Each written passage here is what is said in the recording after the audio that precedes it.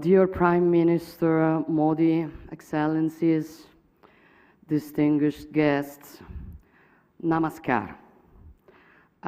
It is an honor for me to inaugurate this year's Rise in a Dialogue and to do so in front of such an extraordinary audience, an audience that includes representatives from across the G20, with whom Italy shares a special responsibility to find solutions to our common global challenges. With this in mind, well, I would like to take this opportunity to share my appreciation for Prime Minister Modi's hard work on handling a complex presidency and to reiterate Italy's full support to its success.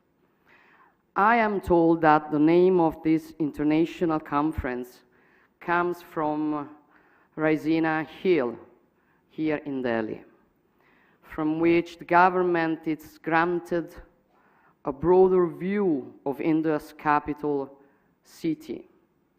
In troubled times like today, this is, I think, a fitting metaphor of the vision that we as leaders, thinkers, civil servants need to adopt. It reminds me of the Palatino, the Campidoglio, and the other hills on which our ancestors founded ancient Rome more than 2,000 years ago, from which an extensive network of roads connected different provinces, leading from the center of the Italian peninsula to very diverse cultures. And I think that it is also the way we need of doing politics today. When I was running for the electoral campaign, I said that I didn't want to climb the institutions to gain power. I wanted to climb the institution, for it is the only way that you can have a better view of what is happening and give best solutions. And that is exactly what I see today. As we look at events around us, our identity shapes our field of vision, both as individuals and as nations. Identity is shaped deeply by geography, and at the same time, our thoughts could be shaped by provocation. Here I would like to try to interpret in a positive way the very interesting question posed by the organizers of this conference. And I will start from the word provocation, which could certainly be considered as an affront to our sensitivities, but also as a spur to think in a different way. A challenge to accept the challenges of uncertainty and turbulence of our historic times. This is definitely the era of uncertainty, and at the same time, a period of unprecedented turbulence. We are in a tempest, and we need to stand tall in considering our common challenges. We need to stand on the hill to take a deep breath and see our lands and seas and their problems in a more enlightened way. We need a lighthouse in the storm. That is why opportunities like events, which risk to be governed only with superficial thoughts and hasty actions. Therefore, let's go back to the fundamental factors, including the geographical one of our identities, and considering some important similarities between the wide and profound wealth of the Indian and Italian ancient cultures and contemporary interests, I wonder if one can speak of the concept of peninsularity, which could have a place next to those of insularity and continentality. Italy is deeply European. Our roots and history, they are European. And together with the nation across the continent, we've built Europe's identity through the centuries. Yet all of Italy's long coastlines are bathed in the Mediterranean, the natural environment where the Judaic, Christian, and classic roots of Europe have developed. Geography has shaped our culture, our outward projection, and our growth as civilization. And much like India, the peninsular factor has given us a crucial resource, being both a continental and a maritime nation. A key advantage, making us natural platforms for trade, logistics, and the dissemination of culture and science. For centuries, our maritime flows have looked towards the south and to the rest of the Mediterranean, which remains our natural neighbor, and with whom we are continuing to build mutually beneficial relations. This is the spirit enshrined in our vision, also dubbed the Mattei Plan for the Mediterranean and for all the African continent, with its growing population, challenges, and opportunities. A vast region which has also the resources, starting with energy, which are so crucial for Europe, but which should, first of all, benefit the peoples who are the owners of these commodities. Our objectives are simple: ensuring prosperity, peace, and lasting friendship through collaboration on an equal footing. A collaboration aimed at providing tangible benefits for all, without predatory ambitions, without coercion, economic or otherwise. In those first few months of my tenure, I gave priority to developing equal partnership on common priorities such as energy, and Italy is working to be the bridge connecting the Eastern Mediterranean, Africa, and Europe. Producer countries should benefit from their resources for their own prosperity and stability. Green energy, hydrogen, and electricity will more and more be locally produced for their own citizens and for Europe. Much like the energy transition, the digital transition is also based on connectivity. Data are the energy of our digital societies, and they will flow from India to Europe across the Mediterranean and Italy.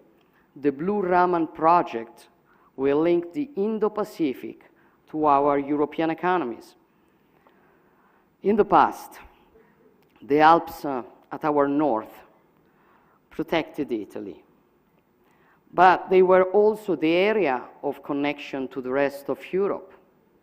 Likewise, the Mediterranean Sea was for centuries a sort of blind alley, the extreme appendix of the Atlantic Ocean.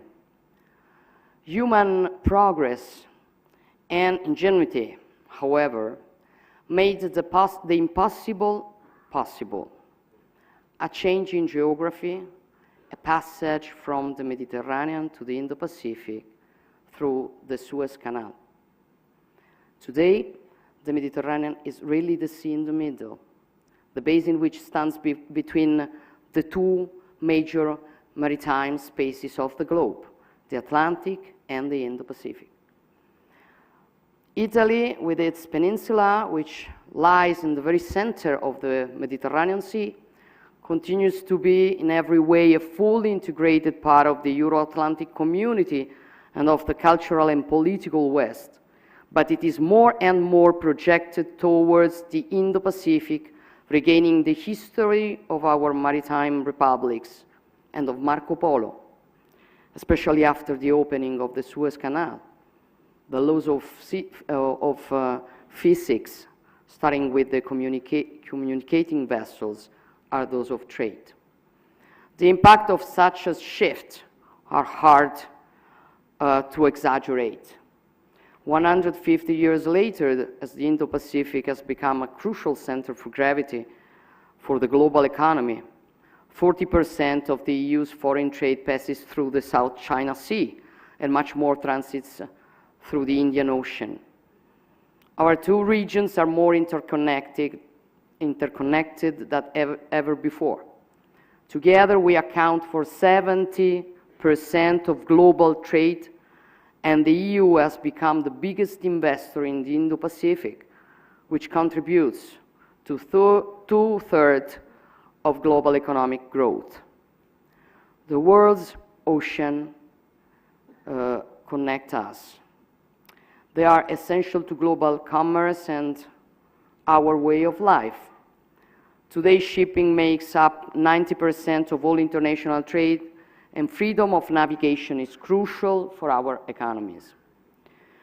Global interconnection has enabled our economies to cooperate and flourish, but it comes at a cost, especially in times of turbulence within the international community. What happens in Europe affects the Indo-Pacific in ways it would not have in the past. And what happens in the Indo-Pacific has direct repercussions in Europe. This is not a surprise. This is not a black swan. It is rather a gray rhino we should have seen. And it is something we need to keep in mind as we move forward.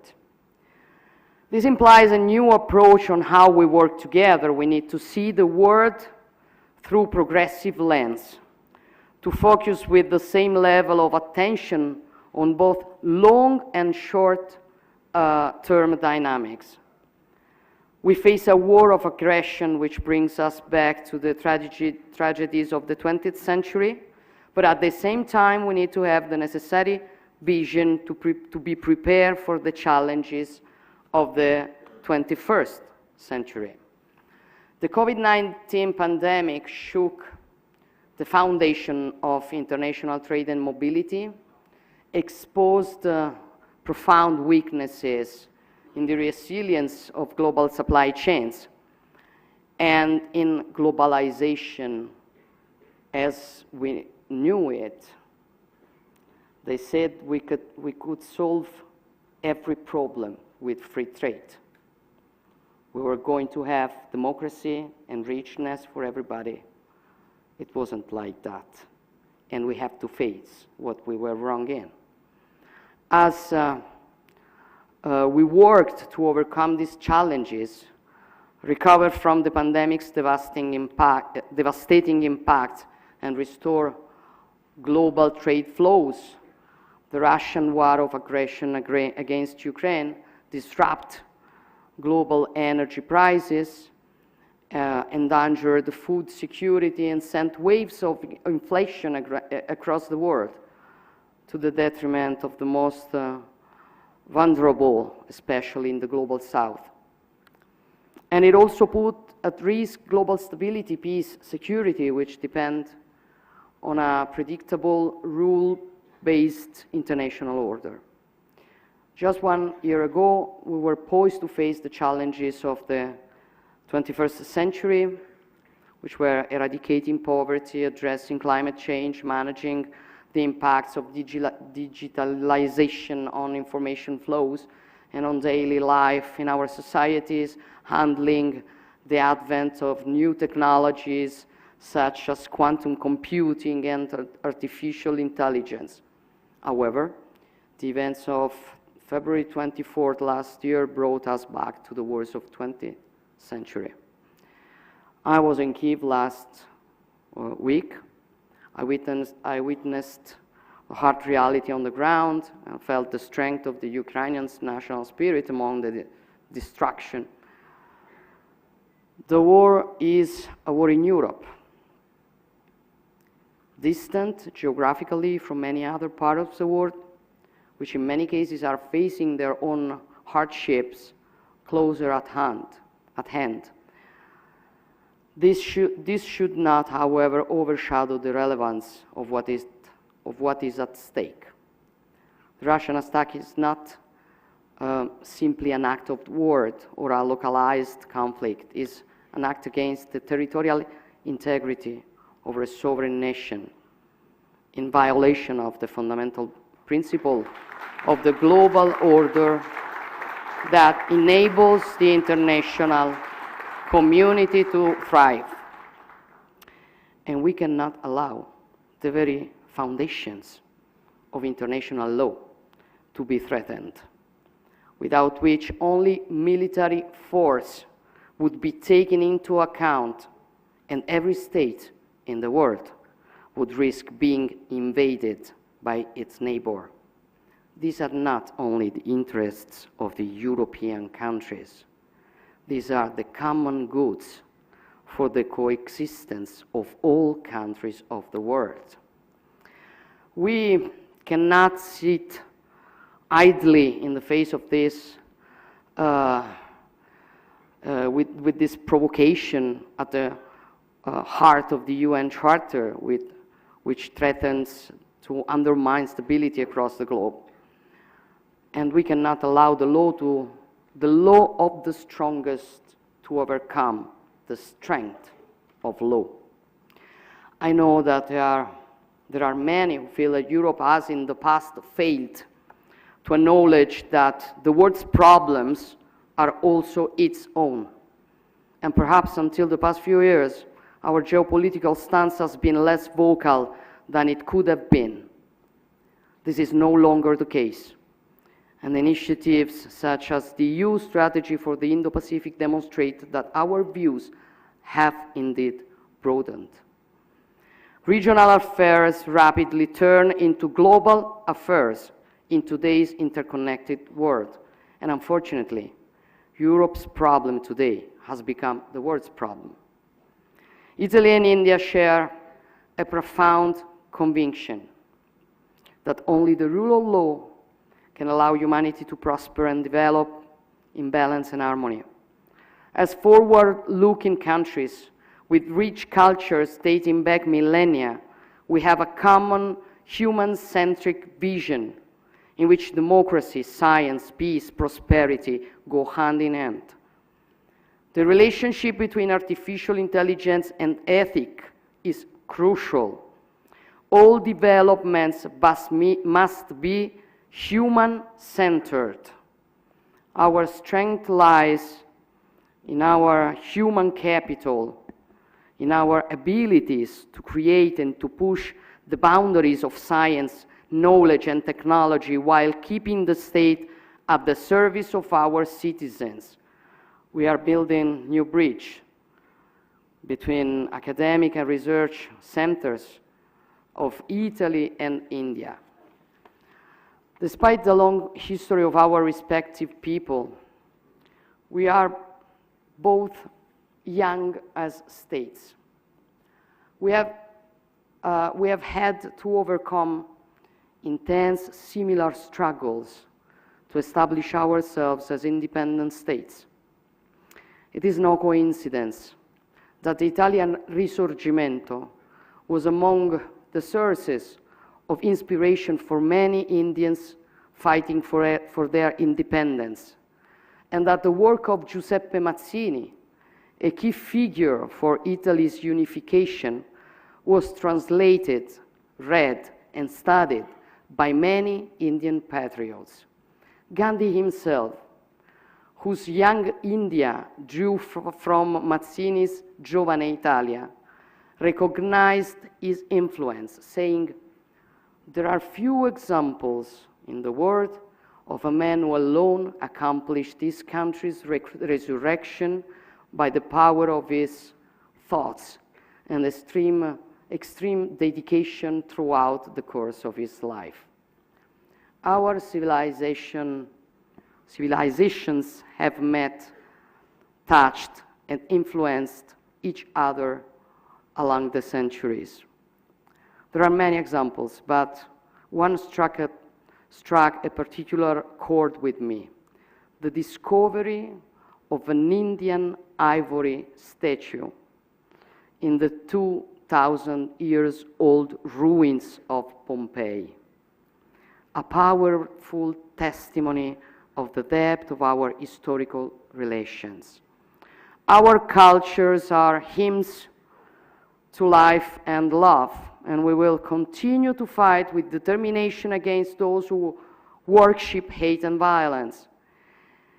Terrorism is a cancer that also needs to be faced through a wide international cooperation, and it must be addressed with leadership and resolve. As I sit in my office in Palazzo Chigi in Rome, which is known as the Prua d'Italia, the bow of Italy, I'm often reminded of my nation's maritime nature. As we navigate the waters of the world, we must navigate the new horizons of the 21st century. We need to see better as we move through uncertainty, to strengthen the resilience of our global relationships through greater cooperation and diversification. It is true that, as the title of this year's Rising a Dialogue reminds us, we are weathering a storm, which is a terrible storm, that is making it difficult for our ships to sail through crosswinds and violent waves crashing on the surf. And fear has crept into their crews, and even the most seasoned sailors are hard-pressed to make the right decisions. Those who are at the stern, carrying the responsibility of their crews and of their ships, they can make the difference. And this is precisely the choice we as leaders have ahead of us, either swaying into turbulent waters or guiding our ships towards the safety of a friendly harbor. Our compass is our common endeavor to protect the shared human values that form the basis of our coexistence. India is a key player in this broad landscape, bathing in the Indo-Pacific much as Italy is at the heart of the Mediterranean. And our two countries have important contributions to make together. This is why Prime Minister Modi and I have just announced the scaling up of our bilateral relations to a strategic partnership. Building on bilateral tools and broader programs such as the EU Global Gateway, Europe and the Indo-Pacific, but also Latin America and the African continent, are enhancing their collaboration on all fronts, from connectivity to infrastructure and fair and sustainable trade, while keeping in mind the strategic priority for all of us, which is the energy transition. And this will be a key element in the global fight against climate change, to which we all need to contribute with different tasks and responsibilities. We have to do it bearing in mind our responsibilities towards the future generation, but also to our citizens today, and we need to do it in a balanced way. Each country has to do its part. Failing to do so, it would have a profound impact on humanity worldwide, directly through food shortage, drought, extreme weather events and other disasters, but also indirectly through new conflicts arising from climate-induced migrations and transboundary disputes over scarce resources. The need to accelerate the energy transition has been compounded by the energy crisis, which has highlighted the vulnerability of economies across the world. It has, however, also shown that global coordination on climate change is not a zero-sum game, but a true shared interest. The same is true for technological development and dissemination, where Indian countries throughout the Indo-Pacific have a central role to play, given their highly skilled workforce, their resources, and their strategic position along the global value chains. Our ability to work together on renewable energy, green hydrogen, circularity, and the twin transition will determine our success. And it requires a functioning international order. And this is something that we, humans of the 21st century, cannot do without, and that we need to nurture and reaffirm at every turn. The governance of multilateral organization must be updated, but the cornerstones of multilateralism cannot be put in question, as they are also the cornerstones of peace and freedom. Let us not feed the false metaphor of a world divided, the West against the rest. The unshakable unity in the face of the growing threat to international peace and stability goes well beyond the Western interest. It is a common interest. And this is, I believe, a key message that could emerge from the Indian G20 presidency, as well as from the Raisina dialogue. A message of hope, a message of unity. Every nation can be a lighthouse. With the wealth and pride of its tradition and identity, which somebody would like to forget or hide or kick.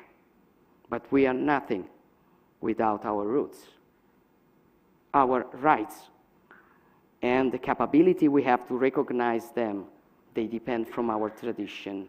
And who wants to kick our tradition, our identity, wants to kick our rights.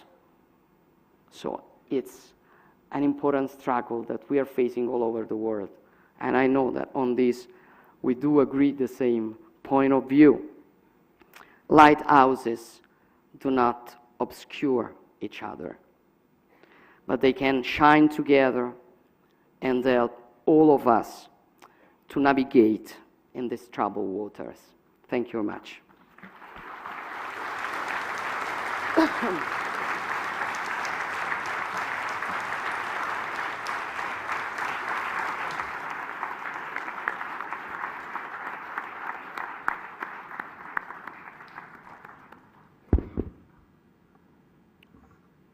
Thank you for that inspirational speech. May I now request the Indian External Affairs Minister, Dr. S. Jaishankar.